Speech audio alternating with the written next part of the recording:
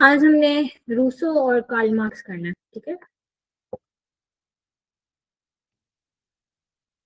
आवाज आ रही है ऑनलाइन स्टूडेंट्स मेरी आप लोगों को?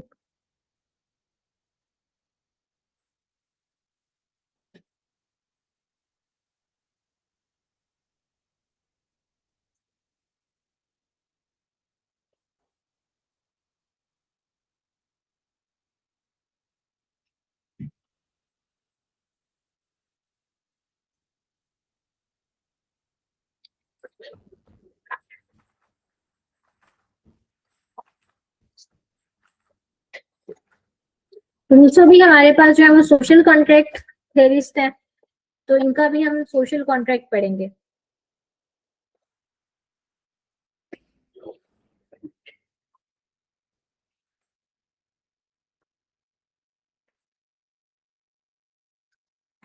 जीन जैक रूसो इनका फुल नेम।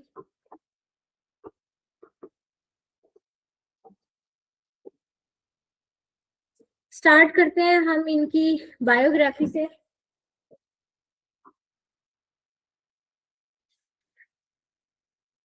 बर्थ इनकी कहाँ पे हुई? Geneva Switzerland.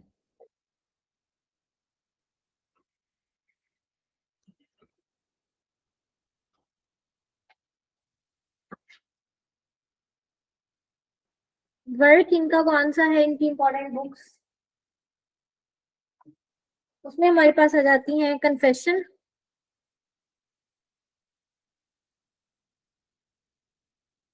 एमिली, EMILE, और सोशल कॉन्ट्रैक्ट।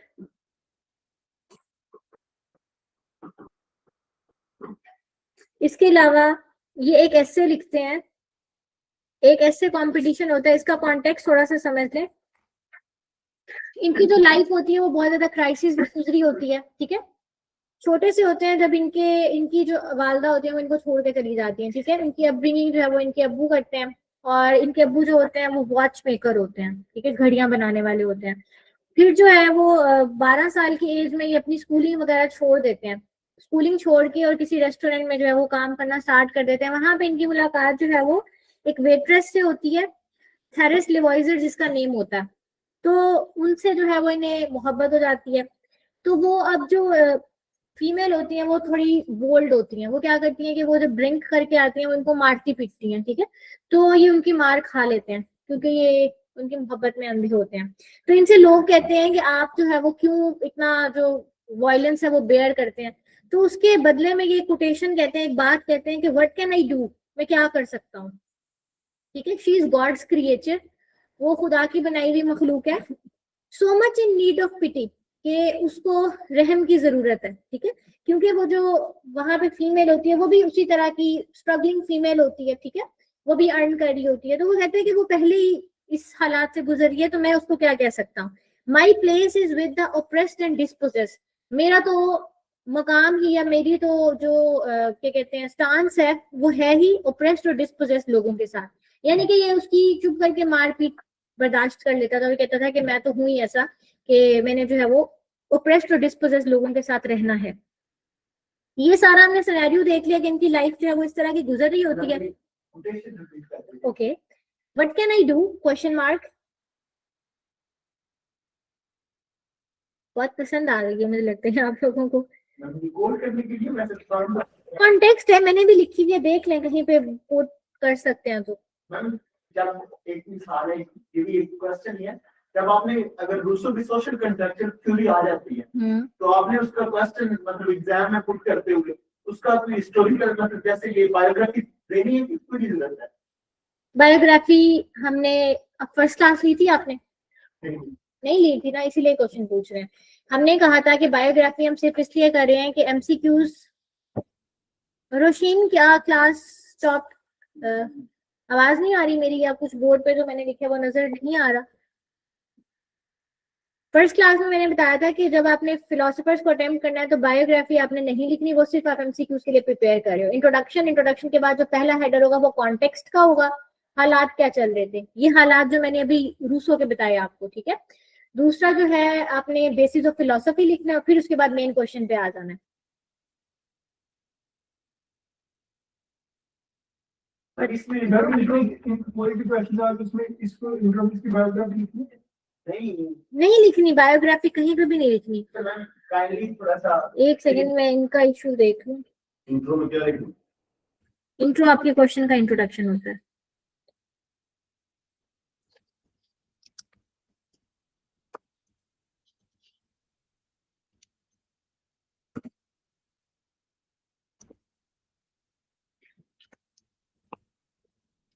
इंट्रोडक्शन क्या लिखूं? क्वेश्चन का इंट्रोडक्शन होता है, बताती हूँ। मैम आप मुझे समझाते हैं कि डिप्लोमेट बात नहीं है, अब आप वही डिप्लोमेट। क्योंकि आप लोग एडवांस चीजें पूछते हैं ना, तो वो अभी मैं बताती हूँ, क्योंकि ऑनलाइन वाले बच्चों को ना मेरी आवाज आ रही है तो वो उनको शो नहीं हो रहा, तो वो भी आ जाए ना, फिर मैं बताती हूँ। ओके, क्वेश्चन इंट्रोडक्शन में सबसे पहले तो ये समझ लें कि जब फिलोसोफर्स पे क्वेश्चन आना है तो इंट्रोडक्शन लिखना है, उसमें क्या लिखना है वो मैं बताती हूँ अभी। दूसरे नंबर पे आपने लिखना है कॉन्टेक्स्ट, तीसरे नंबर पे आपने बेसिस ऑफ फिलोसफी, चौथे नंबर पे जो चीज उसने क्वेश्चन में पूछी हुई है। अब इंट्रोडक्शन में क्या लिखना है, अब फॉर एग्जांपल इसने प्लेटो की थ्योरी में पूछा हुआ है कि प्लेटो की थ्योरी ऑफ एजुकेशन बताएं या प्लेटो की थ्योरी ऑफ जस्टिस बताएं। आपने इंट्रोडक्शन में लिखना है कि प्लेटो के साथ छोटी सी उसकी कोई फ्रेज याद कर लें कि प्लेटो की कोई डिस्टिंक्ट बात, कि प्लेटो एन आइडियलिस्ट, ये बता रही हूँ, ठीक है। ये आपकी सॉर्ट ऑफ हुक लाइन हो गई कि Plato an idealist in his theory of education states that, उसकी थ्योरी ऑफ एजुकेशन बताएं, वही बात बताएं जो उसने पूछी हुई है, ठीक है। अब उसकी प्लेटो की जो थ्योरी ऑफ एजुकेशन है ना, वो थ्योरी ऑफ जस्टिस से आती है, फिर आप कहें कि उसकी जो थ्योरी ऑफ एजुकेशन है वो थ्योरी ऑफ जस्टिस से डिराइव की गई है, और थ्योरी ऑफ जस्टिस में ये चीजें हैं। इधर उधर की बातें जो पढ़ी हुई है वो नहीं बताने के प्लेटो यहाँ पैदा हुआ, ये किया उसने, कॉन्टेक्स्ट ये चल रहा था, ये बेसिस थी, प्लान था, ये था, ठीक है। जो उसने इंडिकेटर्स की वेरिएबल्स उससे पूछे हुए हैं क्वेश्चन में, उन्हीं का जवाब दे देना है कि मैं तुम्हें अपने सवाल के जवाब में ये चीजें जाके आगे बताऊं, दैट्स इट, ठीक है। अब जैसे आपने कहा कॉन्टेक्स्ट का ऐड करते हैं, उसमें थोड़ा सा उसको भी कॉन्टेक्स्ट में लिखवाती होती हो ना क्लास में, वो देना है। एक जनरल जिस तरह आपने प्लेटो की एग्जांपल कोड करके समझाया है कि प्लेटो का कॉन्टेक्स्ट क्या था। प्लेटो के जमाने में पेलोपोनेसियन वॉर्स चल रही थी और प्लेटो पे सोक्रेटिस का इन्फ्लुएंस था। आपने कॉन्टेक्स्ट में अब पूरा पैराग्राफ नहीं भरने बैठ जाना, 2 बुलेट्स वाला चार्ट बनाना है और कहना है कि कॉन्टेक्स्ट ये था कि हालात ये चल रहे थे। अब कोई भी थ्योरी आते हैं ना, तो उसके पीछे हालात होते हैं, हालात आपको मजबूर करते हैं कि आप सिचुएशन को देखो और फिर आप थ्योरी दो। तो प्लेटो इन 2 चीजों से इन्फ्लुएंस हुआ था। आप कहोगे कि पेलोपोनेसियन वॉर्स में यही हो रहा था, 2 लाइंस में बताना है, 2 लाइन में सोक्रेटिस का इन्फ्लुएंस बताना है, ये आपका कॉन्टेक्स्ट हो गया। पैराग्राफ नहीं लिखना पूरा, चार्ट में। बेसिस ऑफ फिलोसफी में 4 से 5 पर मैं पॉइंट्स लिखवाती हूँ, वो सिर्फ पॉइंट्स लिखने हैं बुलेट की फॉर्म में, वो भी पैराग्राफ नहीं लिखना। उसकी एक एग्जांपल देखिए, बेसिस ऑफ फिलोसफी प्लेटो की ले लेते हैं। प्लेटो ने कहा था कि ऑर्गेनिक कंसेप्ट ऑफ स्टेट है। प्लेटो ने कहा था कि आइडियल चीजों पे, यानी कि बिलीव इन आइडियलिटी। प्लेटो ने कहा था कि विर्च्यू इज नॉलेज। प्लेटो ने कहा था कि state is and and people are mean. समझेंगे, 4 पॉइंट्स मुझे याद हैं। उसने कंटेम्परेरी कैपिटलिज्म को अवॉइड करता था, या इस तरह का कुछ भी था। तो यानी कि ये 4-5 पॉइंट्स मैंने क्या किया कि बुलेट्स की फॉर्म में लिख दिए, उसे फ्लो चार्ट की फॉर्म में आप लिखते हैं। तो ये आपका क्या हो गया, बेसिस ऑफ फिलोसफी। क्या हो गया। कल भी रिक्वेस्ट की थी कि काइंडली कोई क्वेश्चन आपका अटेम्प्ट हुआ हो अगर कोई जाए। अब मैं आपके क्वेश्चन के लिए स्पेशली मुल्तान जाऊँ, मैंने घर जाना है। असल में ये है कि नेक्स्ट वीक आपकी क्लासेस मेरे साथ नहीं होंगी, क्योंकि मैंने नेक्स्ट वीक ऑफ लेना है, तो मैं आपको भेज दूंगी, ठीक है। उससे नेक्स्ट वीक हम कंटिन्यू करेंगे, या मैं यहाँ पे साइन कर दूंगी, कोई आपको पढ़ा दे, ठीक है। ओके, हाँ इसका पार्ट बी भी आपने पढ़ाना है? सारा मैंने पढ़ाना है, पोल सा मैंने पढ़ाना है, लेकिन एक वीक का ऑफ ले रही हूँ नेक्स्ट वीक, ठीक है। मैं उस तरह मजा नहीं आता, एक टीचर का ओपन सेट होता है, दूसरा फिर ठीक है, फिर एक वीक आपकी जान छुप जाएगी मुझसे, तो एक वीक के बाद जो है वो मैंने आता है।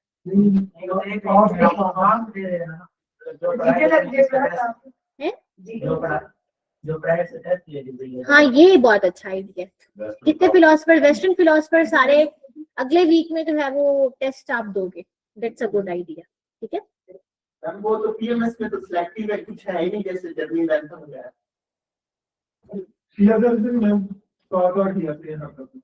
पीएमएस में बेंथम और मोंटेस्क्यू स्किप कर देना आपने, ठीक है। बाकी सारे करने हैं, बाकी सारे दोनों में सेम। एक तो जो पेपर बी में वो आलमंड वाला आता है, ईस्टर्न एंड आलमंड, हाँ करेंगे वो भी। आप करेंगे। पहले ज्यादा सोचने लग पड़ता है, अभी वो काम हुआ नहीं। सब करेंगे, हम सब चीजें स्किप नहीं करेंगे, कुछ चीजें करेंगे, ठीक है। अच्छा चले आ जाए आगे। अच्छा फिर ना हमने देखा कि 12 साल की एज में स्कूल छोड़ दिया, ये वाली सारी सिचुएशन देख ली हमने, क्या हुआ। इंटरनेशनल एक यूनिवर्सिटी ने कंपटीशन ऑर्गेनाइज कराया, यानी कि रूसों को कैसे पता चला कि मैं कोई आलिम बन सकता हूँ, इन शॉर्ट, ठीक है। तो वो एक कंपटीशन हुआ इंटरनेशनल, अब आलिम नहीं लिख लेना आप लोग, इंटरनेशनल एक यूनिवर्सिटी जिसका नाम है यूनिवर्सिटी ऑफ डिजॉन, डिजॉन ये लिख ले, ये यूनिवर्सिटी ऑफ डिजॉन जो है उसने एक एस्से कंपटीशन मुनक्किद कराया। एस्से का टाइटल था has the progress of science, ये लिख ले, has the progress of science and arts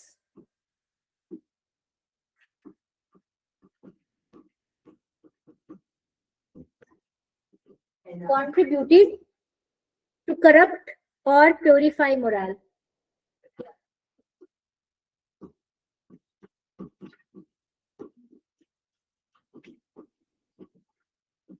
अच्छा ये ऐसे का टाइटल आया करप्ट और प्योरीफाई मोरल, सब लोगों ने इस पे ऐसे लिखा, ठीक है। अब जो रूसो थे ना, इन्होंने ऐसे में, जैसे हम कहते हैं ना कि ऐसे में आपने कौन सी साइड लेनी है, तो इन्होंने ऐसे में साइड ली। इन्होंने कहा कि जो साइंस है ना उसने करप्ट कर दिया, ठीक है, करप्ट कर दिया मोरल को। अब बाकी सारे जितने भी लोग थे उन्होंने क्या किया, उन्होंने कहा कि साइंस ने सोल को प्योरीफाई किया, ठीक है, मोरालिटी को प्योरीफाई किया। ये ऑपोजिट चले गए, इन्होंने साइंस की बुराइयां कर दी। इन्होंने इतने सारे रेवोल्यूशनरी आइडियाज दिए कि वहां पे जितने भी लोग थे ना वो इनके खिलाफ हो गए, यानी कि इनका ऐसे यूनिक हो गया, ये ऐसे कंपटीशन में जीत गए। तो जितने भी बाकी सारे लोग थे ना उन्होंने कहा कि इनके रेवोल्यूशनरी आइडियाज की वजह से इनको फेम मिल गया, ठीक है। तो अब फिर इन्होंने इस कॉन्टेक्स्ट में कोटेशन कही, वो लिखे कि जब सारे लोग इनके खिलाफ हो गए, क्यों हो गए, क्योंकि ये साइंस के अगेंस्ट गए, इन्होंने रेवोल्यूशनरी आइडियाज दिए। लोगों ने कहा कि ये तो इतना डेयरिंग हो गया कि ये अपने आइडियाज ओपनली एक्सप्लेन कर रहा है। तो इसने कहा everyone hates me, everyone hates me because of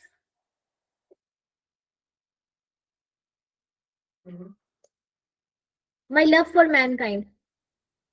कैसे ना बच्चे आप लोग सिलेबस नहीं देखते होते क्या, माई love for Mankind.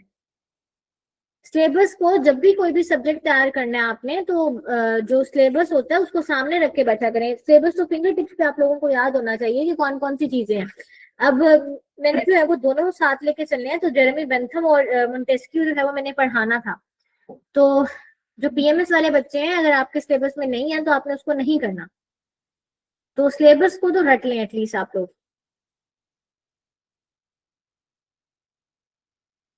Okay clear हो गया। ये पूरा कॉन्टेक्स्ट था जो मैंने पूरी स्टोरी बताई है आपकी, कि ये वो चीजें थी जिन्होंने उसको प्रोवोक किया था। बेसिक तो फिलोसफी पे आए इसकी। नेक्स्ट हेडर जल्दी जल्दी से।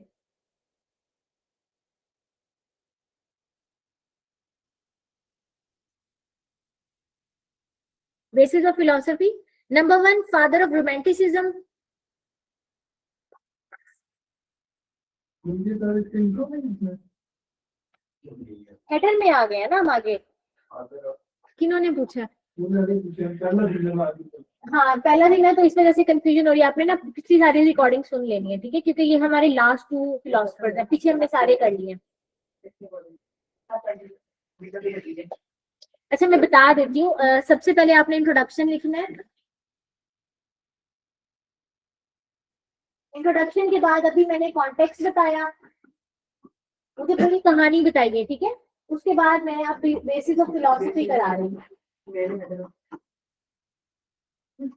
बेसिस ऑफ फिलोसफी में नंबर 1 लिखे फादर ऑफ रोमांटिसिज्म।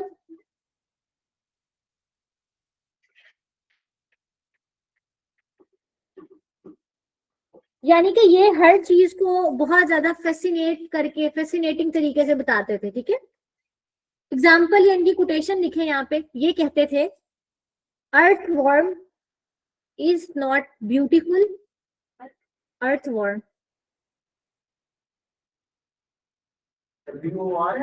हाँ कीड़ा, अर्थवर्म कीड़े वाला वर्म, ठीक है, इज नॉट ब्यूटीफुल, आप लोगों ने मेरा सेंस ऑफ ह्यूमर भी बहुत खराब कर दिया। Earthworm is not beautiful but useful, comma tiger is beautiful but not useful. Earthworm से क्या होता है, जो अर्थ होती है उसमें न्यूट्रिशन साइकिल जो होता है उसको बैलेंस कर रहा होता है ना वो, ठीक है।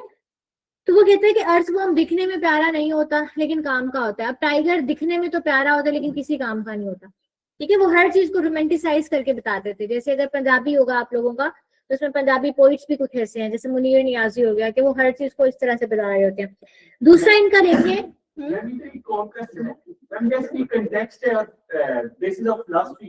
ये यूनिवर्सल नहीं है, मतलब कि जो रूसो से कोई भी क्वेश्चन आए उसमें ये चीजें सेम रहेंगी ना, वही तो कह रही हूँ कि ये चीजें सेम रहेंगी। इंट्रोडक्शन आपका वेरी करेगा, उसके बाद वाले हेडर, हाँ मतलब क्वेश्चन क्वेश्चन के पैटर्न के अकॉर्डिंग, और जो नेक्स्ट हेडर होगा वो भी वेरी करेगा। मतलब बात करने का मकसद है कि कंटेक्स्ट और बेसिस ऑफ फिलॉसफी, ये जो 5-7 इनकी याद कर ये रटा लगा लें, ये रूसो आएगा तो वहां पे लिख देना, ठीक है, ब्लाइंडली लिख देना वहां, ये चीजें नहीं चेंज होंगी, ठीक है।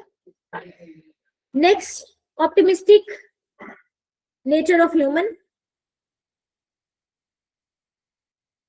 मनाल हम जीन जैक रूसो पढ़ रहे हैं। ऑप्टिमिस्टिक नेचर ऑफ ह्यूमन, जैसे हमने पिछलों में पढ़ा था ना, कोई पैसिमिस्टिक कहता था, मैकियावेली पैसिमिस्टिक कहता था, ये कहते थे कि इंसान ऑप्टिमिस्टिक है, इंसान अच्छा है, ठीक है। Third, organic concept of state.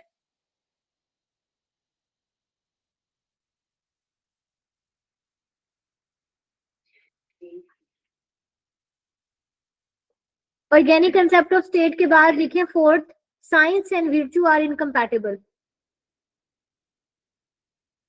And virtue, नेकी वाला, are incompatible.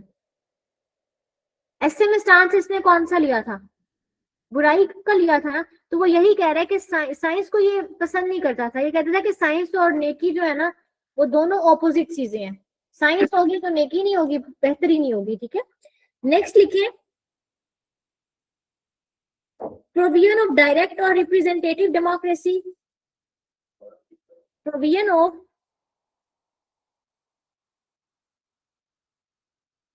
direct or representative democracy, ये भी कंटेक्स्ट की हेडिंग में लिखते हैं। basis of philosophy, यहाँ पे क्या हो गया? कॉन्टेक्स्ट हमने लिख लिया ना। ये क्लासेस ना लेने का नतीजा, मैंने कहा भी है कि मेरी अगली क्लास सुनने से पहले पिछली रिकॉर्डिंग सुन के आया करें आप लोग, वो क्लियर हो जाती हैं चीजें। प्रोविजन ऑफ डायरेक्ट और रिप्रेजेंटेटिव डेमोक्रेसी, ठीक है। 6 पॉइंट लिखे हैं बेसिस ऑफ फिलोसफी में। कंसाइंस, कंसाइंस जमीर वाला conscience, an infallible guide,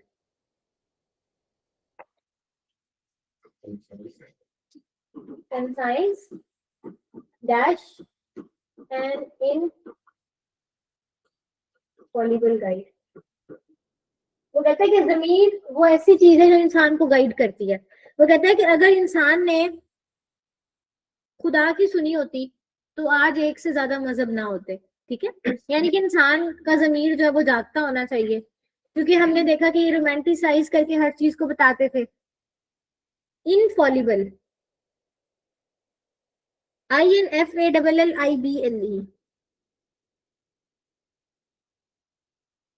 social contract theories में हमने थर्ड हेडर कौन सा डाला था last time, theory of social contract, theory of social contract में स्टेट ऑफ नेचर डाला था, ठीक है। थॉमस हॉब्स, जॉन लॉक और रूसो, इन तीनों का पैटर्न सेम है, हेडिंग्स का पैटर्न सेम है। एक को याद करेंगे, अंदर डाटा चेंज करते जाएंगे, पैटर्न सेम, ठीक है। Theory of social contract, theory of social contract में सबसे पहली हेडिंग कौन सी डाली थी हमने last time, nature, human nature के बारे में, ठीक है। Rousseau's views on human nature,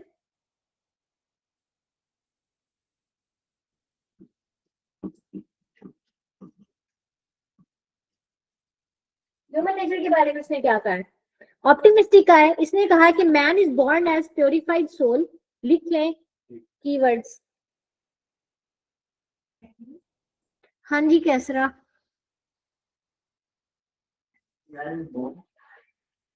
as purified soul, comma peace loving है वो, इनोसेंट है और सारी मैन की अच्छाइयां कर देंगे यहाँ पे।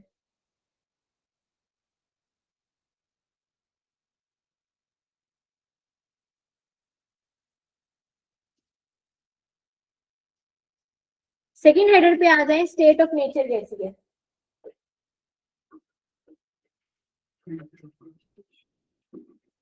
इसने कहा कि आदमी को अच्छा था, ठीक है, अच्छे हालात में रह रहा था, हर चीज जो है ना, फॉर एग्जाम्पल जमीन पे कोई भी चीज है ना तो वो सबसे बिलोंग करती थी, लेकिन एक दफा एक दिन ऐसा होता है, वो ना प्रॉपर्टी को कहते हैं सरपेंट, सरपेंट का मतलब होता है सांप, ठीक है। वो कहते हैं कि इंसान खुशो खुरम अपनी सोसाइटी में रह रहा था, लेकिन एक दिन एक सांप उस सोसाइटी में एंटर होता है, उस सांप का मतलब होता है प्रॉपर्टी। वो कहते हैं कि वो सांप जो है वो क्या करते हैं कि उसकी वजह से कॉन्फ्लिक्ट स्टार्ट हो जाते हैं। अब वो सांप क्या होता है, वो पहला बंदा जो ये कहता है कि ये चीज मेरी है, ठीक है। जब कोई इंसान कहना स्टार्ट कर दे कि ये चीज मेरी है, तो तेरी मेरी वाला सीन स्टार्ट हो जाता है ना, ठीक है। लोगों में मटेरियलिस्टिक एम्स बढ़ना स्टार्ट हो जाते हैं, कोई कहते हैं मेरी इतनी ज्यादा प्रॉपर्टी हो, कोई कहते हैं मेरी इतनी ज्यादा प्रॉपर्टी हो। तो उसने कहा कि जब लोगों में के माइंड में ये बात आई ना कि ये प्रॉपर्टी मेरी है, तो इस प्रॉपर्टी के सांप ने पूरी सोसाइटी का जो स्ट्रक्चर था ना उसको तबाह कर दिया। यानी कि इंसान अच्छा था, ऑप्टिमिस्टिक था, सुकून से रह रहा था, लेकिन जब वो सरपेंट एंटर हुआ, प्रॉपर्टी वाला सरपेंट, तो स्टेट ऑफ नेचर खराब हो गई, ठीक है। लिख लें यहाँ पे कुछ keywords. Man was living as savages,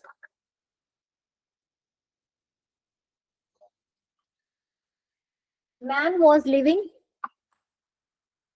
as savages, यानी कि इंसान अमन से रह रहा था। देयर वाज नो ग्रीड, इनके अंदर डेटा आप लोगों ने खुद अच्छा अच्छा इनकॉर्पोरेट कर लेना, ये सिर्फ मैं कीवर्ड्स लिखवा रही हूँ। Then a serpent entered society, वो ग्रीडी नहीं थे। Then a serpent, SERPANT, entered a society when the first man said this is mine, this is mine को inverted commas में लिख लें। first person said,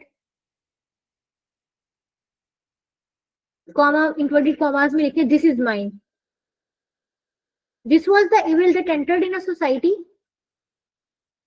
this was the evil that entered in the society। इस ये जो मैं चीजें लिखा रही होती हूँ ना, आप इसको एरोस की फॉर्म में लिख लिया करें, ये चीज एरो फिर एरो एरो एरो, ठीक है, इस तरह से लिख लिया करें। नहीं नहीं, वो एक ही चीज मैं कह रही हूँ कि एरोस की फॉर्म में लिख लिया करें, rather than writing whole paragraph. Paragraph में तो वो सेंटेंस स्ट्रक्चर और वो चीजें देखनी होती है ना, तो मैं सिर्फ कीवर्ड बता रही हूँ।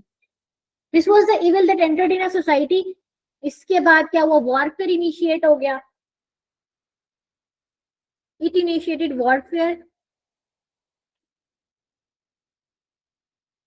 Proper concept of property introduced in society,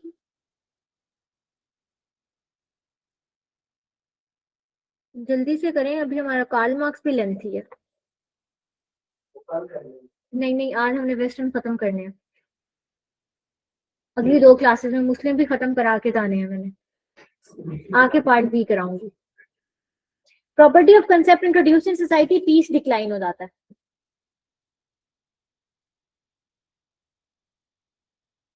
human nature हो गया, स्टेट ऑफ नेचर हो गया, अब नेचर ऑफ कॉन्ट्रैक्ट पे आए।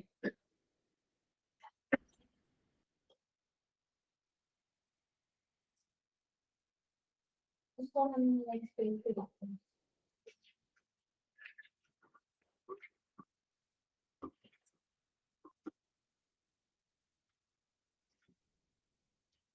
नेचर ऑफ कॉन्ट्रैक्ट, अब ये कहते हैं कि इनके कॉन्ट्रैक्ट के अकॉर्डिंग 2 छोटे कॉन्ट्रैक्ट हुए थे। तो चार्ट बनाते हैं हम।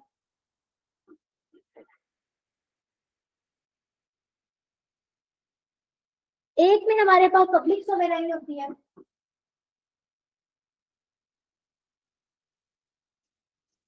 दूसरे में हमारे पास पावरफुल सोवेराइन होती है।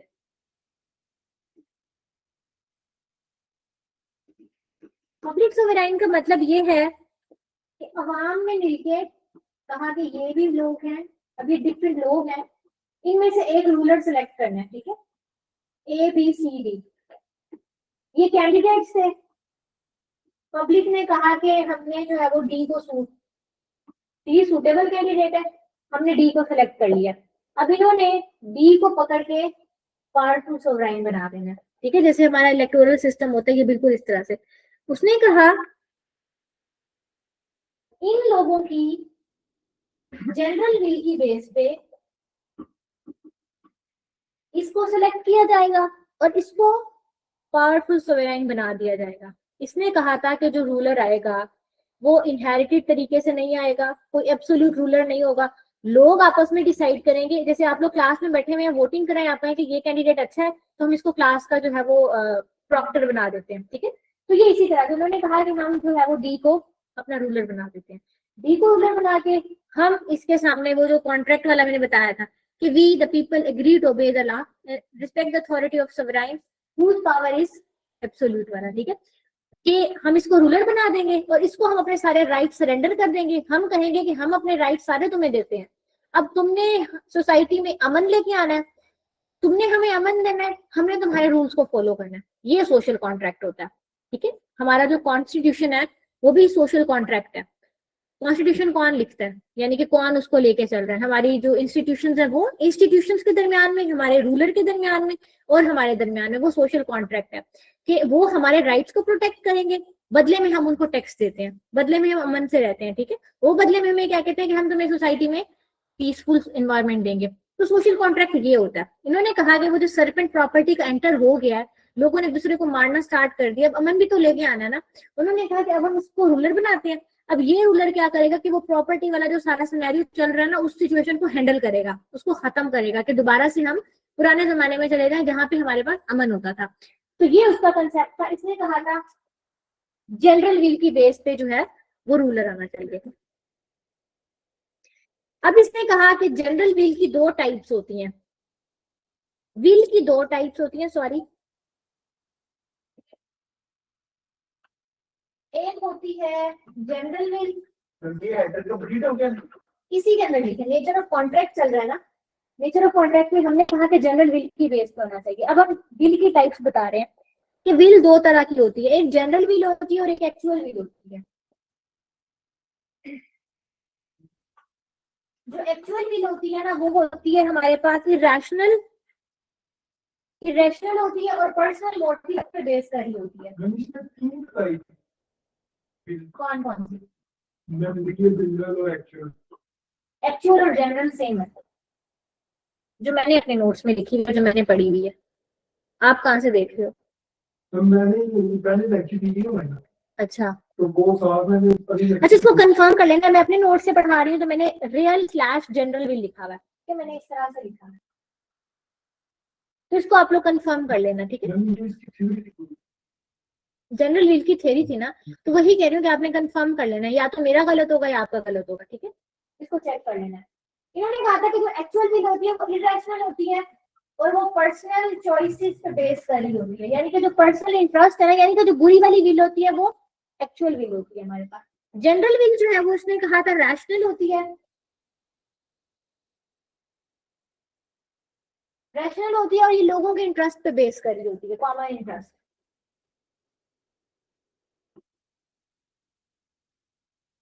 कॉमन इंटरेस्ट पे बेस करी होती है। अब इसी के अंदर छोटा और हेडर डालें, characteristics of general will.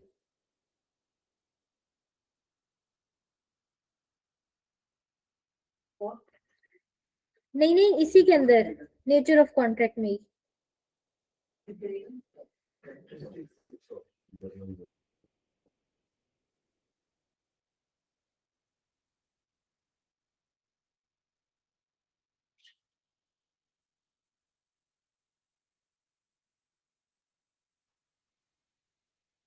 Characteristics of general will, number 1 supreme होती है ये, number 2 will of majority, number 3 irrevocable, irrevocable,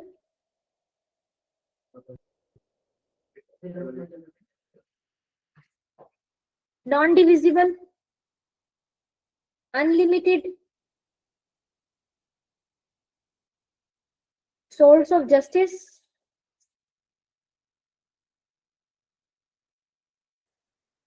source of development. अब इसमें नेक्स्ट मेन हेडर डालें, द लॉस ऑफ लिबर्टी पे इनके क्या व्यूज है?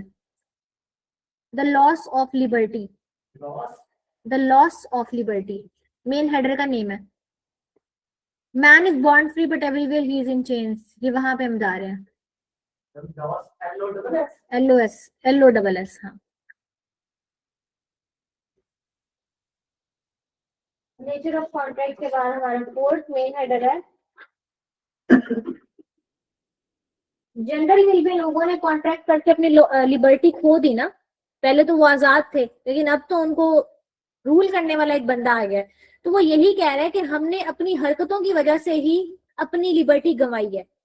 उसने क्या कहा, कोटेशन है उसकी, मैन वॉज बोर्न फ्री, हाँ, but everywhere he is in chains.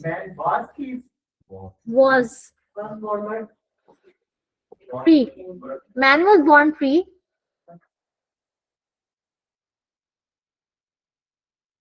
But he is in chains everywhere. Chains में कैसे आया? सोशल कॉन्ट्रैक्ट से ना, सारे सो रहे हैं। कॉन्ट्रैक्ट कर लिया तो अपनी जो आजादी थी वो के सामने सरेंडर करती तो चेंज में आ गए, ठीक है। तो इस पे कंसेप्ट उन्होंने दिया लॉस ऑफ लिबर्टी पे। नेक्स्ट मेन हेडर पे आए, a revolutionary icon, a revolutionary icon.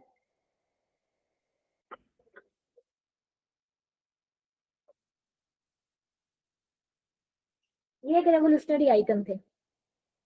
Quotation लिखे इनकी, क्योंकि जो इनका पीरियड था ना, उस जमाने में हमारे पास 1789 की फ्रेंच रेवोल्यूशन भी चल रही थी, ठीक है। तो इस वजह से इनको रेवोल्यूशनरी आइकन भी कहा जाता है, मतलब इनके बाद में आती है French revolution. We are opposing a state, quotation है इनकी, we are approaching, sorry, we are approaching a state of crisis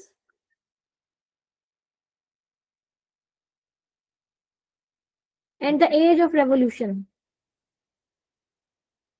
उसने कहा था कि जो हमारी हालात हुए हैं, जो हमारी स्टेट ऑफ नेचर हुई हुई है,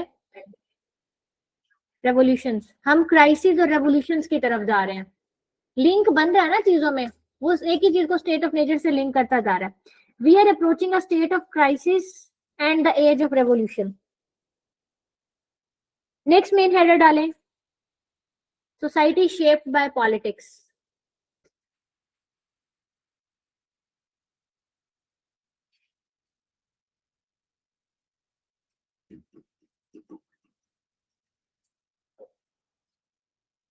कोटेशन लिखे इनकी, इसमें इन्होंने कहा कि पॉलिटिक्स जो है वो सोसाइटी को शेप करता है। किस तरह से करता है? कोटेशन है इनकी, you are undone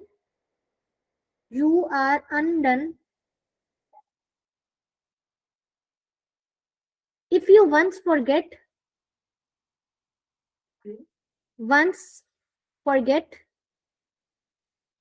the fruits of the earth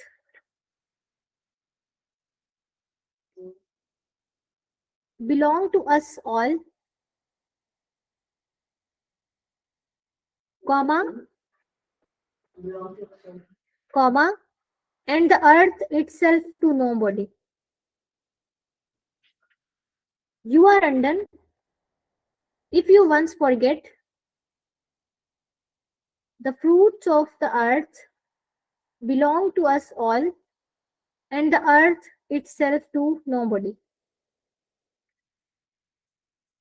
To nobody कहने का क्या मतलब है कि यानी कि आप जो है अब फ्रूट्स के पीछे पड़े हुए हैं, वो कहते हैं कि ये भी तुम्हारा है, ये भी मेरा है, लेकिन उस चक्कर में, उस लड़ाई में आप ओरिजिनल अर्थ को भूल गए हैं, ठीक है। यानी कि आप क्लाइमेट चेंज की एग्जांपल हम ले सकते हैं कि जो है आप इंडस्ट्रियलाइजेशन इतनी ज्यादा आपने कर दी, इतनी ज्यादा कर दी अपने पर्सनल गेम्स के लिए कि आप मदर नेचर अपनी जो है वो बायोडाइवर्सिटी, अपनी अर्थ को आप भूल गए हैं। तो वो यही कह रहा है कि इंसान की अपनी लड़ाइयों की वजह से हम इतना आगे निकल गए कि हम छोटी छोटी माइन्यूट सी चीजों पे लड़ते हैं और जो हमारा एक मेन गोल था या मेन एम था हम उसको भूल गए हैं। नेक्स्ट मेन हेडर पे आए, on property and equality. Numbering अब मेरे पास नहीं है यहाँ पे। On property and equality,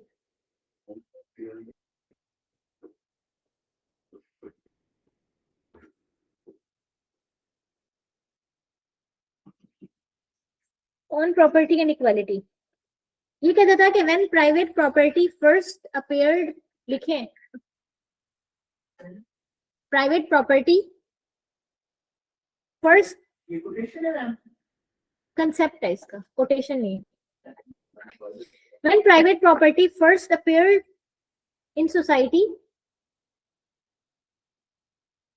it created division between those who have property and those who have not. Conflict तभी स्टार्ट होता है ना जब एक चीज किसी के पास हो और वही चीज दूसरे के पास ना हो। तो वो वही बता रहा है कि होना तो ये चाहिए था कि प्रॉपर्टी इक्वलिटी के साथ डिस्ट्रीब्यूट होनी चाहिए थी, लेकिन माइट इज राइट का प्रिंसिपल आ गया वहां पे। जिसके पास जो चीज ज्यादा थी उसने दूसरों को सप्रेस करना स्टार्ट कर दिया। तो यहाँ से जो है वो सोसाइटी या जो स्टेट ऑफ नेचर थी वो खराब हो गई। यहाँ तक आपका खत्म हो जाता है। लास्ट हेडर डालें अब, साई ऑफ रिलीफ दिया सबने। मतलब पास्ट की बात करें ना कि हालात जो है खराब तब हुए जब पहले बंदे ने कहा कि ये प्रॉपर्टी मेरी है। उस टाइम की जो सिचुएशन प्रिवेल करी थी उसको देख के कह रहा होता है ये। ठीक है, कॉन्टेक्स्ट लिखे, लिगेसी एंड कंटेम्पररी रेलेवेंस लिखें। ये एक ही आईडी के हाँ जी, लिगेसी एंड कंटेम्पररी रेलेवेंस। इनको यूएस कॉन्स्टिट्यूशन में फॉलो किया गया। यूएस कॉन्स्टिट्यूशन में जो ओपनिंग लाइंस है वो यहां से उठाई गई। फ्रेंच रेवोल्यूशन 1789 में जो रेवोल्यूशनरी आइडियाज थे वो लोगों ने इनसे उठाए। French revolution 1789। Number 3, romantic period के कुछ राइटर्स हैं जिन्होंने इन्हें फॉलो किया, क्योंकि रूसो इटसेल्फ क्या थे, फादर ऑफ रोमांटिसिज्म। ठीक है, वो अर्थवर्म वाली जो कोटेशन मैंने लिखवाई है।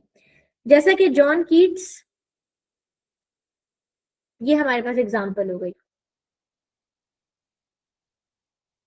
यहाँ पे आपका रूसो खत्म होता है। मैंने एक क्वेश्चन है इधर, हम आप कोटेशन कैसे याद करते थे? मतलब हूबहू जैसे पेपर में कैसे खोज हो जाता है? नहीं याद होती लेकिन हो जाती है। थोड़ा बहुत वर्ड्स चेंज हो जाए तो इट डजंट मैटर। मैम एक बार मैं रात में याद कर रहा था, एक वो शाह वलीउल्लाह की है कि वो प्रियो बहुत कहता है कि शाह वलीउल्लाह मेडिकल हिस्ट्री में ऐसे ही है कि जैसे डेंटे यूरोप में। मतलब अब भी उसका कंटेक्स्ट तो याद है लेकिन उसके वर्ड नहीं याद है। कोई बात नहीं, लेकिन वर्ड्स आपने बहुत ज्यादा चेंज नहीं करने, थोड़े बहुत चेंज हो जाते हैं तो डजंट मैटर। ठीक है, मतलब बहुत ज्यादा वो तो बहुत ज्यादा नहीं कि आप कहीं बाहर ही चले जाओ बेचारे शाह वली ने वो बात की ना, वो लिख के आ जाओ। अपनी बात को शाह वली बना के नहीं लिख के आना। कि मतलब वो ये कॉन्टेक्स्ट नहीं चेंज करना आपने। ठीक है, वर्ड्स आगे पीछे हो सकते हैं। कार्ल मार्क्स स्टार्ट करते हैं। We have 25 minutes. जल्द कर लेंगे। नहीं, आज हमने वेस्टर्न खत्म करने हैं। कार्ल मार्क्स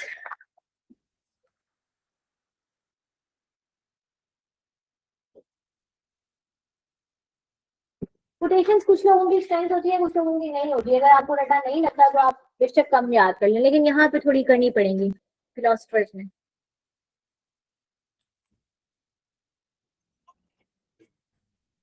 कार्ल मार्क्स हमारे पास 1818 to 1883।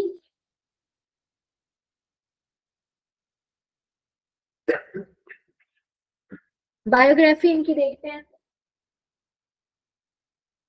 जो कि हम सिर्फ एमसीक्यूज के लिए प्रिपेयर करते हैं। बॉर्न कहाँ पे हुए थे ये? प्रूशिया इलीट फैमिली में।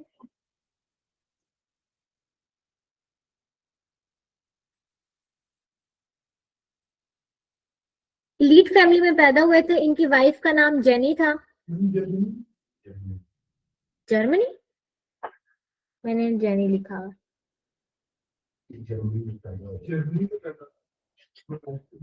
ओहो, मुझे लगा जर्मनी पहले क्या था, प्रूशिया था ना, वो प्रूशिया का modern name Germany. I thought उसकी वाइफ का नाम आप लोग कह रहे हैं जर्मनी। वाइफ इनकी जेनी थी, जेनी, JENNY। जर्मनी का पुराना नाम प्रूशिया था। और नेम ऑफ जर्मनी प्रूशिया था ना, ठीक है, ये यूरोपियन हिस्ट्री में पढ़ेंगे आप लोग। ओके, वाइफ इनकी जेनी थी, इटली फैमिली में ये पैदा हुए थे, लेकिन इनकी वाइफ कहती है कि इनके पास 5 पेनी भी नहीं होती थी कि अपने घर का किराया दे सके। मतलब ये अपने पास वेल्थ को अक्यूमुलेट करके नहीं रखते थे, कैपिटलिज्म के अगेंस्ट थे, ठीक है, कम्युनिस्ट लीडर थे ये, कम्युनिज्म को सपोर्ट करते थे। अबाउ अजदाद अमीर होंगे ना, ठीक है, घर वाले अमीर होंगे, वो खुद उनको पैसे इकट्ठे करने का शौक नहीं था, शादी के बाद वो गरीब थे, ठीक है।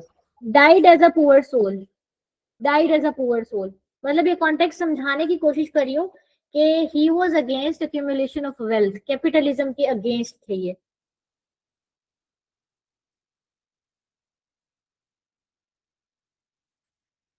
इनकी मोस्ट इंपॉर्टेंट जो बुक है वो है दास कैपिटल।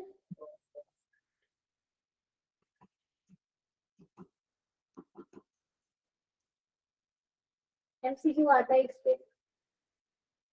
दूसरी हमारे पास है कम्युनिस्ट मैनिफेस्टो।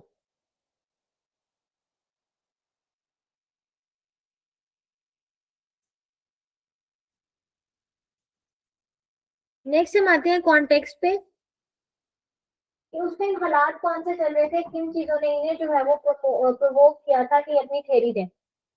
सबसे पहले तो यूके की इकोनॉमिक कंडीशंस बहुत ज्यादा खराब थी।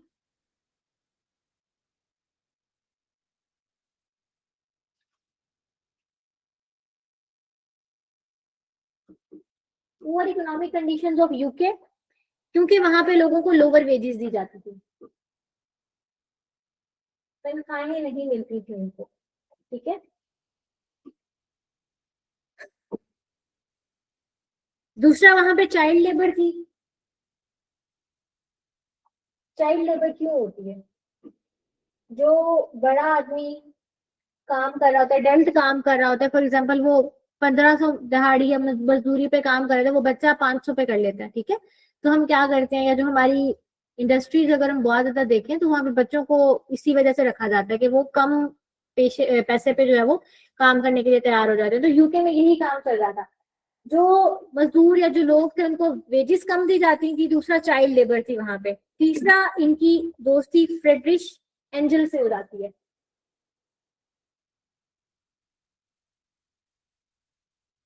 फ्रेंडशिप विद फ्रेडरिश, ENGEL, ठीक है, फ्रेडरिश एंजल। अब जो ये होते हैं ना, ये इंडस्ट्रियलिस्ट के बेटे होते हैं, इनके जो दोस्त हैं इंडस्ट्रियलिस्ट के बेटे होते हैं। अब्बा इनका इंडस्ट्रियलिस्ट होता है, वो वेजेस कम दे रहा है, वो वर्कर्स को मैनिपुलेट करके रख रहा है, ठीक है। बेटा अपने बाप के खिलाफ होता है। अब ये दोस्त किसका है? कार्ल मार्क्स का है। कार्ल मार्क्स और ये दोनों मिलके उसके अब्बा के अगेंस्ट हो जाते हैं, ठीक है। वो कहते हैं कि जो इंडस्ट्रियलिस्ट है, जो कैपिटलिज्म है ना, इसको खत्म करना चाहिए। इन्होंने क्या किया कि फ्रेडरिश के अब्बा के अगेंस्ट जाके लेबर यूनियंस बनाना स्टार्ट कर दी। लेबर यूनियंस क्यों बनाई? लेबर के राइट्स के लिए, ठीक है। और कौन इनके साथ शामिल था? Karl Marx. तो ये इनका कॉन्टेक्स्ट था। प्लस इन्होंने जो है नंबर 4 कह रहे हैं कि हीगल को भी पढ़ावा था। हीगल को पढ़ावा था तो उनकी जो थ्योरी थी, उनकी जो फिलॉसफी थी, उनको इन्होंने इम्प्लीमेंट करने की कोशिश की। हीगल पे हम बहुत ज्यादा बात नहीं कर रहे क्योंकि हीगल हमने नहीं पढ़ना, ठीक है। अगर वो पढ़ भी लें तो समझ में नहीं आता, वो बहुत मुश्किल होता है, तो उसको हम स्किप करेंगे। ये 4 चीजें थी जिन्होंने इन्हें मुतासिर किया और इन्होंने अपनी थेरी, ठीक है। अब इनकी थेरी पे आते हैं। इनकी थेरी में कितनी छोटी छोटी थेरीज हैं? चार थेरीज हैं छोटी छोटी, ठीक है। अब हम उनको करते हैं। पहली थेरी है materialistic conception of history. Headers लिख देती हूँ, अंदर वाली चीजें जो है वो फिर आपको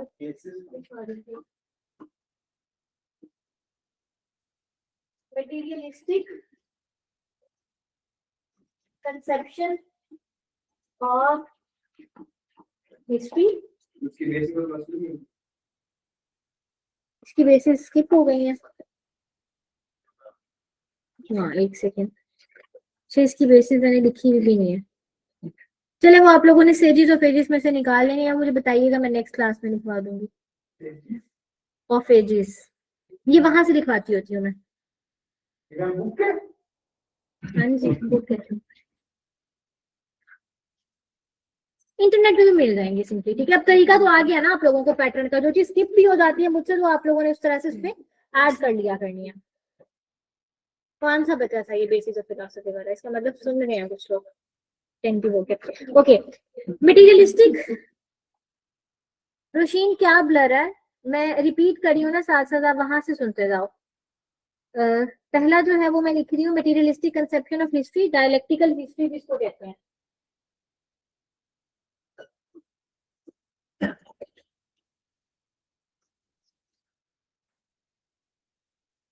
पहली जो छोटी थियरी है वो इनकी ये है। ये कहते थे कि all history is based on materialistic conception. जल्दी से लेके, all history is based on materialistic conception.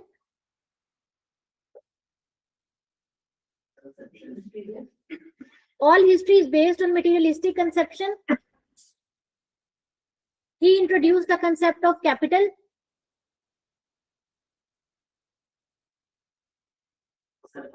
Capital, capital, पैसे वाला capital. CAPITAL. According to him, anything. According to him, anything which bears monetary value bears monetary value. Economy में जो term use करते हैं वो वाली मोनेटरी। मॉनिटरी नहीं होता, मोनेटरी होता है, ई होता है। इस कैपिटल, ठीक है, इस कैपिटल यानी कि हर वो चीज जिसकी मोनेटरी वैल्यू होती है वो सरमाया होती है। कैपिटल सरमाया, मोनेटरी वैल्यू जिसकी फिस्कल वैल्यू होती है। ओके, यहाँ पर ये वाली लाइन लिख के साथ में चार्ट बना लें, ठीक है। चार्ट में क्या है, वो कहते थे कि मटेरियलिज्म दो चीजों पे बेस करता है। बेसिस ऑफ मटेरियलिज्म, उन्होंने कहा कि दो चीजें होती हैं। कौन सी होती हैं? एक होते हैं इकोनॉमिक रिलेशंस, या फिर इसको हम क्या देते हैं, relation of production. Number one, relation of production. Number two हमारे पास होते हैं रॉ मटेरियल्स।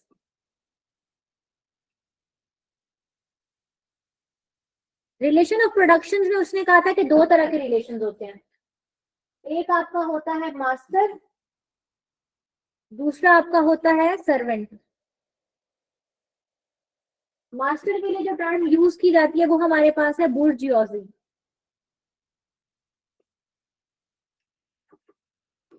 और वैसे बुर्जियोजी को मिडिल क्लास नहीं कहते। प्रोलेटेरिएट को कहते हैं, बुर्जियोजी तो एलीट को कहते हैं।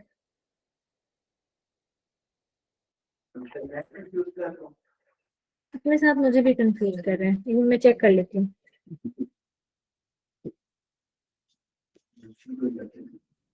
मास्टर को ही कहते हैं, ठीक है, चेक करना पड़ता वरना। बुर्जियोजी सर्वेंट को क्या कहते हैं? प्रोलेटेरिएट, ठीक है।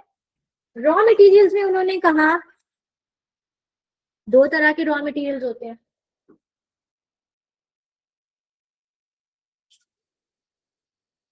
एनिमेटेड और इनएनिमेटेड।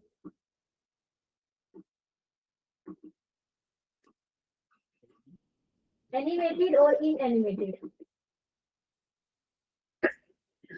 मटेरियलिज्म उसने कहा दो चीजों पे बेस करती है। रिलेशंस ऑफ प्रोडक्शन पे और रॉ मटेरियल्स पे। रिलेशन ऑफ प्रोडक्शन में एक बंदा प्रोड्यूस करवाने वाला होता है और एक प्रोड्यूस करने वाला होता है।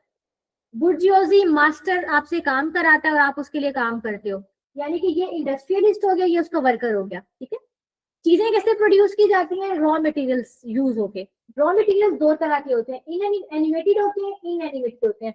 एनिमेटेड कौन से होते हैं, ह्यूमंस। ह्यूमंस को अब वो रॉ मटेरियल्स कह रहा है, वो कहते हैं कि जो चीजें बनाने वाले हैं, ठीक है।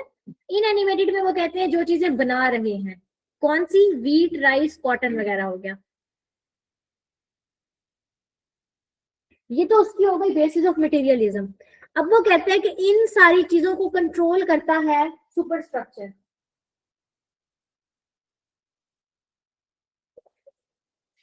सुपर स्ट्रक्चर्स क्या होते हैं, लिखें। Super structures are tools. Servant को कहते हैं proletariat. Roshan, PROLETARIATE।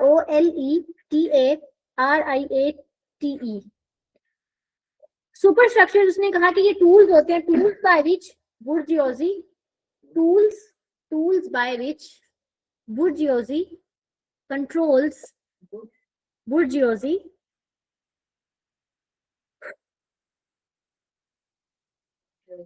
controls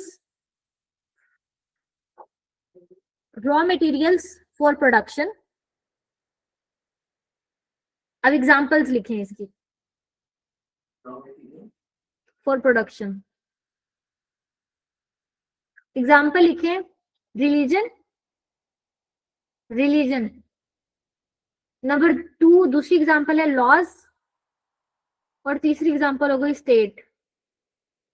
concept समझ लें। अब उसने कहा कि ये रिलेशन ऑफ प्रोडक्शन, मास्टर है ना, मास्टर ने रूल करना है सब पे। वो कैसे रूल करेगा, उसने कहा कि मास्टर सुपर स्ट्रक्चर्स की बदौलत रूल करेगा। अब आप देखें कि कितने लोग हैं हमारे जो रिलीजन की बेस पे रूल करते हैं, कितने लोग ऐसे हैं जो स्टेट की बेस पे करते हैं।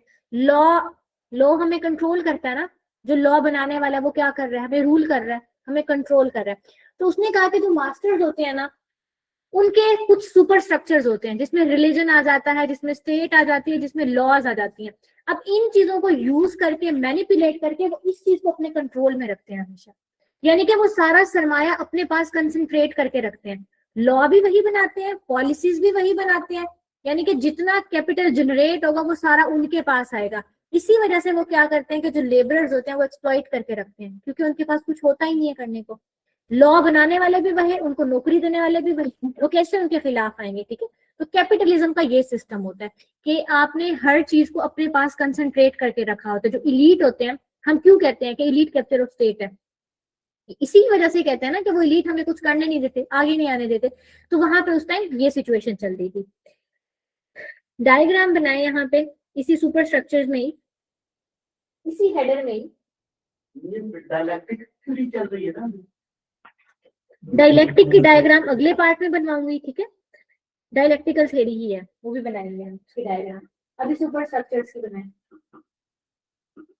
ये ऐसे सुपर स्ट्रक्चर्स लिखना है आप लोगों ने, फिर इसके नीचे जो है वो एक बड़ा सारा ब्लॉक बना देता है, थोड़ा सा छोटा बना, ठीक है। सुपर स्ट्रक्चर्स की एग्जांपल उसने लिखी है, art, family, culture, religion. Art, family, culture, religion, law, media, politics, education. Law, media, politics, education. अब देखिए क्या ये वो चीजें नहीं है जिससे हमारे रूलर्स हमें कंट्रोल करते हैं, यही सारी चीजें हैं ना, इन्हीं से हमें कंट्रोल किया जाता है। दूसरी चीज होती है इसने कहा बेस।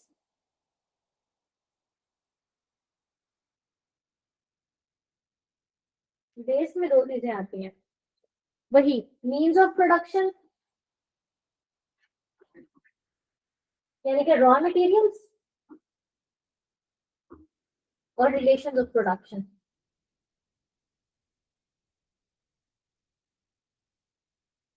अब इन दोनों के दरम्यान में लिंक क्या है, ये कहते हैं कि ये इसको शेप और मेंटेन करते हैं।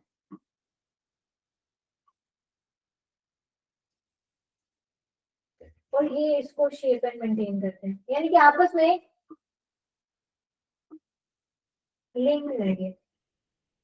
इन शॉर्ट पूरा इसका मतलब वही दास्तान जो मैंने बताई है कि इन चीजों को यूज करके जो आपकी इलीट क्लास है वो आपको कंट्रोल करती है, पूरी आपकी स्टेट को कंट्रोल करती है।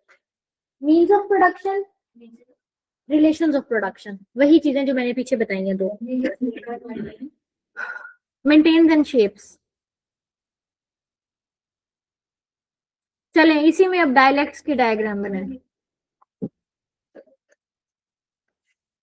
कार्ल मार्क्स पे क्वेश्चन आए तो लाजमी अटेम्प्ट करना है, क्योंकि इसमें डायग्राम्स बहुत सारी होती हैं, लिखना कम पड़ता है। तो ऐसा क्वेश्चन हमेशा अटेम्प्ट करें जिसमें लिखना कम पड़े। पॉलिटिक्स के बाद एजुकेशन। इरेज कर दूं? ओके, अब इसी में एक और डायग्राम बनाए। 3-5 ट्रायंगल बनाने हैं हमें।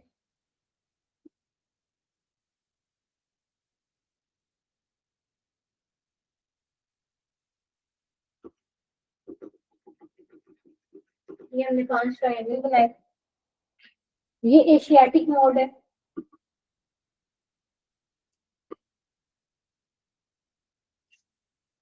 ये हमारे पास एंशिएंट मोड है।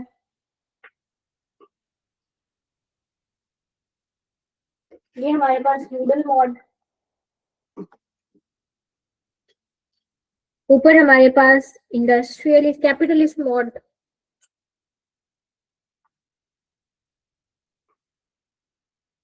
ये हमारे पास कम्युनिस्ट मोड हो गया, ठीक है। कैपिटलिस्ट मोड और कम्युनिस्ट मोड है। नीचे से ancient mode, asiatic, ancient, feudal, capitalist और communist. Asiatic, ancient, feudal, capitalist, communist. ये डायग्राम है, उसी के अंदर हेडिंग के डायलेक्टिक्स इसको कहते हैं। Dialects, feudal, Asiatic, ancient, feudal, capitalist, communist. Asiatic mode में इक्वल अपॉर्चुनिटी फॉर एवरीवन थी। अब ये लिख लें खुद इसी डायग्राम के साथ ही, यूं एरो लगाते जाएं और लिखते जाएं। एशियाटिक मोड में equal opportunity for everyone.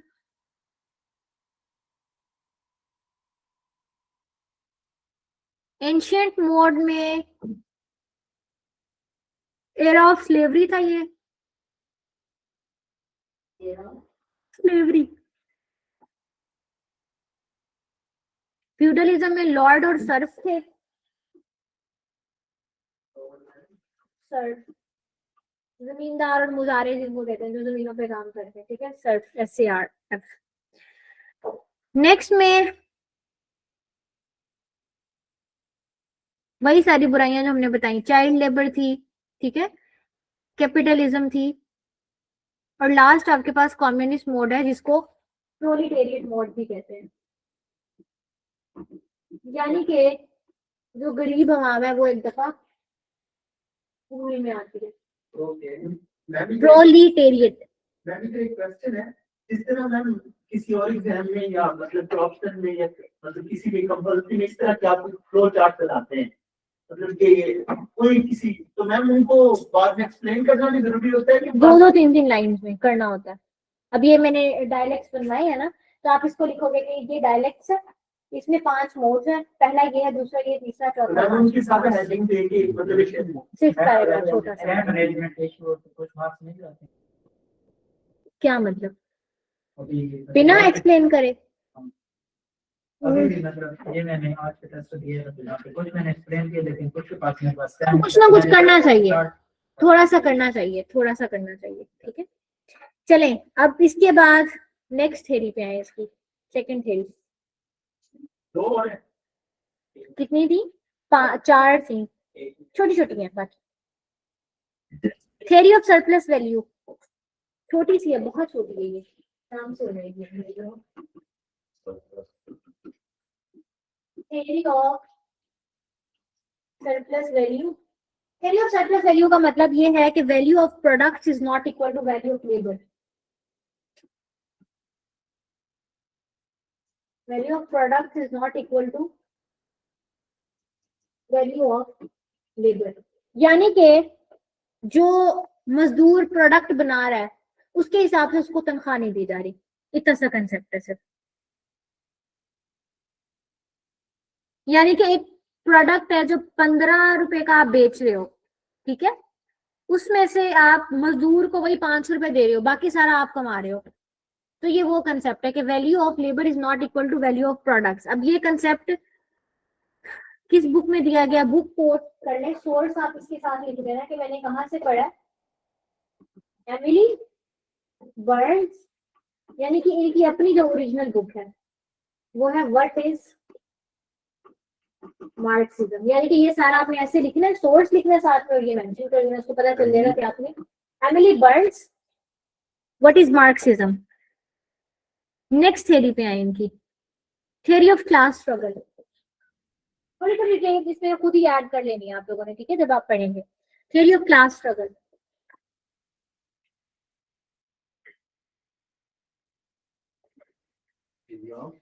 Class struggle, ठीक है। थ्योरी ऑफ क्लास स्ट्रगल में इसने कहा था कि history is all about struggle, ठीक है, हिस्ट्री में हर बंदा स्ट्रगल करता रहता है। इसने कहा कि दो क्लासेस हैं। पहली क्लास कौन सी है, अभी हमने पढ़ी थी, बुर्जियोजी और प्रोलिटेरियट, ठीक है। दूसरी हमारे पास है प्रोलिटेरियट। इसने कहा कि जो ये वाली क्लास है ना बुर्जियोजी, ये हमेशा इनकी स्ट्रगल होती है टू इंक्रीज कैपिटल, ये हमेशा सरमाया में इजाफा हो, स्ट्रगल टू इंक्रीज कैपिटल। हर टाइम यही सोचते रहते हैं, अमीर आदमी हर टाइम यही सोचते रहते हैं और ज्यादा अमीर कैसे, और ज्यादा पैसे कैसे कमाए, ठीक है। अब इस चक्कर में क्या करते हैं, ये एक्सप्लॉइटर्स और ऑप्रेसर्स बन जाते हैं। ये आपने जो है वो इस तरह से आपका लंबा फ्लो चार्ट बन जाएगा, ठीक है। हमारे पास जगह नहीं थी तो हम इसको इस तरह से करें। इस चक्कर में ये एक्सप्लॉइटर्स और ऑप्रेसर्स बन जाते हैं, ठीक है। अब जो प्रोलिटेरिएट होता है ना, जो बेचारा गरीब आदमी है, वो हमेशा स्ट्रगल कर रहा होता है, स्ट्रगल ऑफ सर्वाइवल।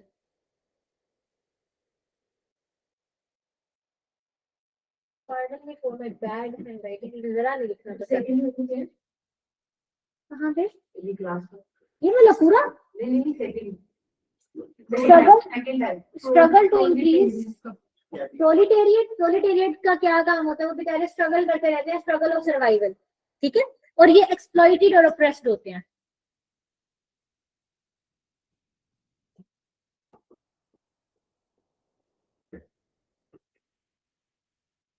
क्या हो गया, बस ये इनकी थ्योरी है।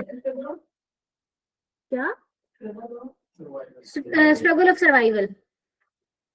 रोशीन सोर्स है Emily Burns what is Marxism.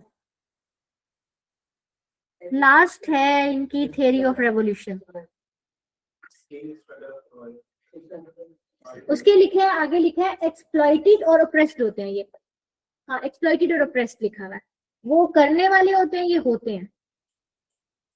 Last लिखे थ्योरी ऑफ रेवोल्यूशन। उसने कहा कि जब इस तरह की सिचुएशन प्रिवेल कर रही होती है, ठीक है, थ्योरी ऑफ रेवोल्यूशन के साथ हम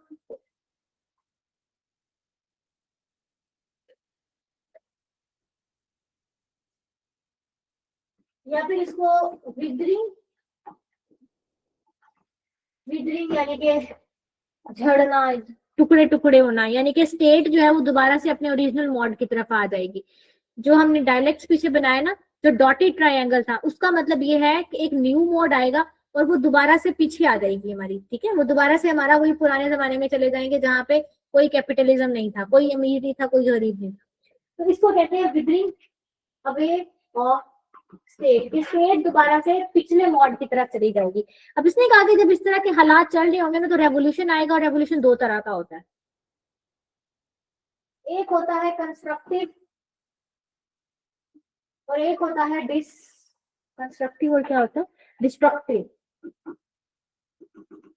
कंस्ट्रक्टिव होता है और डिस्ट्रक्टिव होता है। कंस्ट्रक्टिव में इसने कहा कि न्यू इंस्टीट्यूशंस बनाए जाते हैं,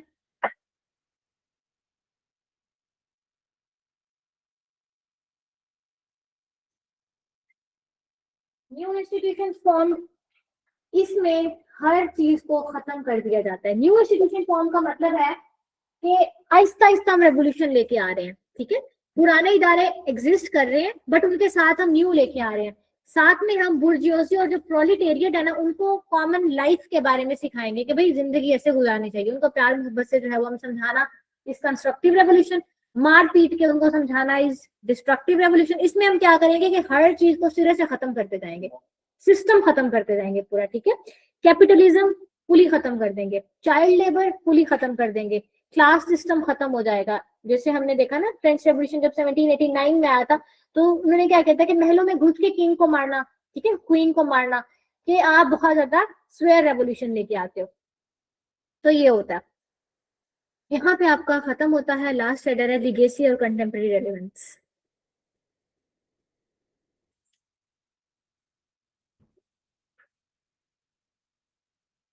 किरण ये कोटेशंस है इनकी, थियरी ऑफ एलियनेशन और religion as opium of masses. इसमें कोटेशंस हैं कुछ, वो मैं एंड में लिखवा देती हूँ आपको।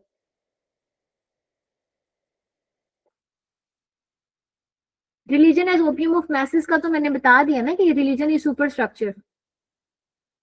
किरण ये नहीं करनी एलियनेशन की थ्योरी, सिलेबस सेंट्रिक आप रहे ना, इनकी तो थ्योरी में बहुत ज्यादा और चीजें भी आती हैं। अब प्लेटो देखें तो उसमें मैंने एलिग्री ऑफ केव नहीं किया क्योंकि वो एग्जाम सेंट्रिक नहीं है। तो जो चीज एग्जाम सेंट्रिक है बस उस पर फोकस रखें। पास पेपर्स को देखें, जो चीज पास पेपर में पूछ रहा है सिर्फ हम वो करेंगे, क्योंकि इनकी थ्योरी में तो बहुत ज्यादा चीजें हैं, तो हम कैसे कर सकते हैं हर चीज कवर। आपको शौक है या कुछ चीजें डिफरेंट करनी है वो बेशक आप कर लो, ठीक है। लीगेसी इनकी ये है कि रशिया, चाइना, वियतनाम इनकी आइडियोलॉजीज पे ऑपरेट कर रहे हैं।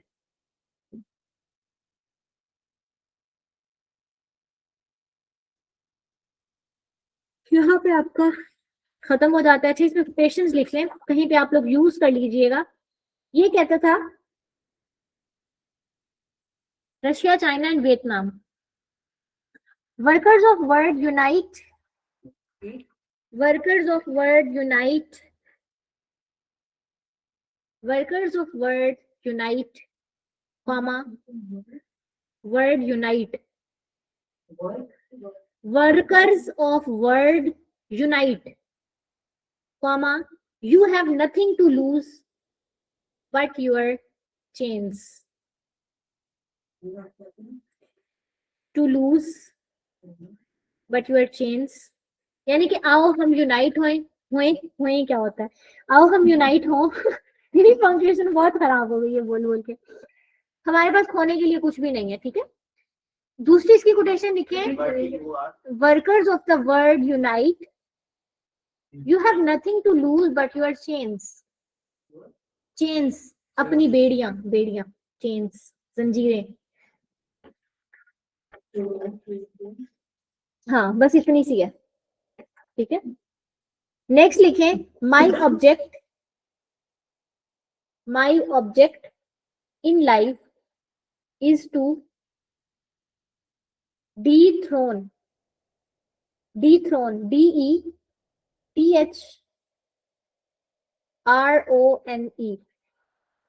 थ्रोन का मतलब होता है ना कि किंग को थ्रोन, तो उसको हटाना dethrone। गॉड,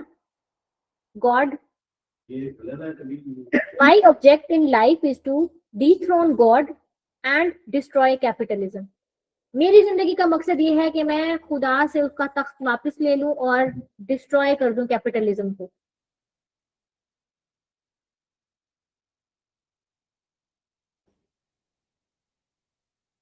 नेक्स्ट लिखे, रिलीजन के खिलाफ था ये कहता था religion is the opium of masses. उसको ओपियम नशा होता है ना, ड्रग होता है, ठीक है। तो वो कहता था opium of the messes, opium OPIUM, ठीक है। वो कहता था कि रिलीजन एक ऐसा नशा है जिसपे जो रूलर्स हैं वो लोगों को लगा के और उनको रूल करते रहते हैं। Is it clear? Western philosophers आपके हो गए हैं, कल से हम मुस्लिम फिलोसफर स्टार्ट करेंगे, ठीक है। बहुत सारे हैं सिलेबस में, अगर CSS के देखें तो हमें सारे नहीं करने होते क्योंकि वो सारे नहीं आते पेपर में। मैं बस वही ला बता रही थी प्लीज। जो PMS में सिर्फ वही करा रही हूँ। पीएमएस में आप लोगों ने मोंटेस्क्यू और बेंथम नहीं करना, ठीक है। वो सिलेबस आप लोग सामने रख लें, उसके हिसाब से आपने तैयारी करनी है। ला प्लीज।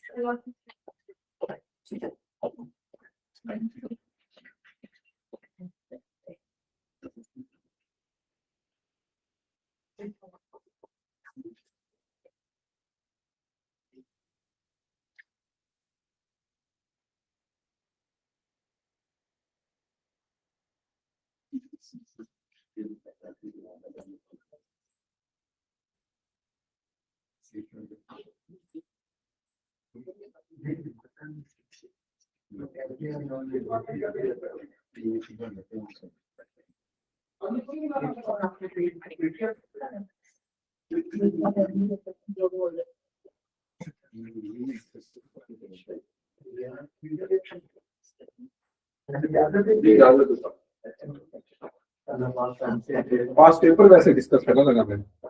बैठ जाओ फिर। कितने लोगों ने आज पेपर किया?